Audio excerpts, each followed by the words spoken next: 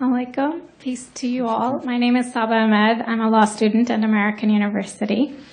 I am here to ask you a simple question. I know that we portray Islam and all Muslims as bad, but there's 1.8 billion Muslim followers of Islam.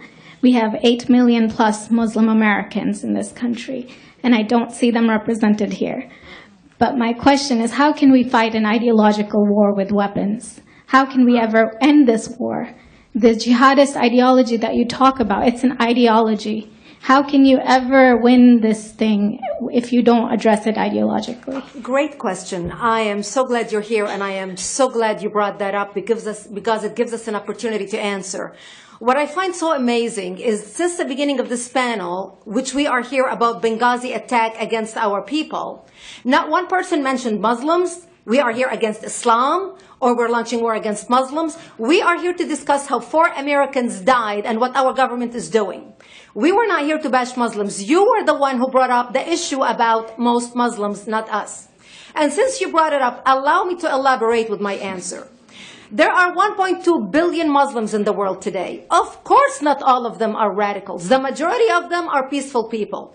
The radicals are estimated to be between 15 to 25%, according to all intelligence services around the world. That leaves 75% of them peaceful people. But when you look at 15 to 25% of the world Muslim population, you're looking at 180 million to 300 million people dedicated to the destruction of Western civilization. That is as big as the United States. So why should we worry about the radicals, 15 to 25%? Because it is the radicals that kill. Because it is the radicals that behead and massacre. When you look throughout history, when you look at all the lessons of history, most Germans were peaceful. Yet the Nazis drove the agenda. And as a result, 60 million people died. Almost 14 million in concentration camps. 6 million were Jews. The peaceful majority were irrelevant. When you look at Russia, most Russians were peaceful as well. Yet the Russians were able to kill 20 million people. The peaceful majority were irrelevant. When you look at China, for example, most Chinese were peaceful as well. Yet the Chinese were able to kill 70 million people. The peaceful majority were irrelevant. When you look at Japan prior to World War II, most Japanese were peaceful as well. Yet Japan was able to butcher its way across Southeast Asia, killing 12 million people, mostly killed with bayonets and shovels. The peaceful majority were irrelevant.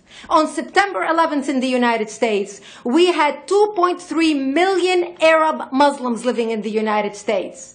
It took 19 hijackers, 19 radicals to bring America down to its knees, destroy the World Trade Center, attack the Pentagon, and kill almost 3,000 Americans that day. The peaceful majority were irrelevant. So for all our powers of reasons and us talking about moderate and peaceful Muslims, I'm glad you're here. But where are the others speaking out? And since you are the only Muslim representative,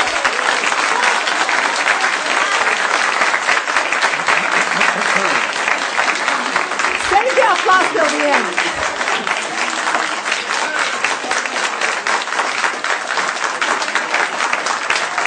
Thank you.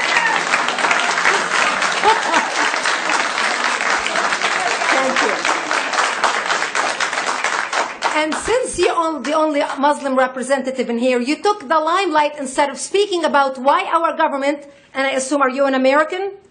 You're an American citizen. So as an American citizen, you sat in this room and instead of standing up and saying a question or asking something about our 4 Americans that died and what our government is doing to correct the problem, you stood there to make a point about peaceful, moderate Muslims. I wish you brought 10 with you to question about how we can hold our government responsible.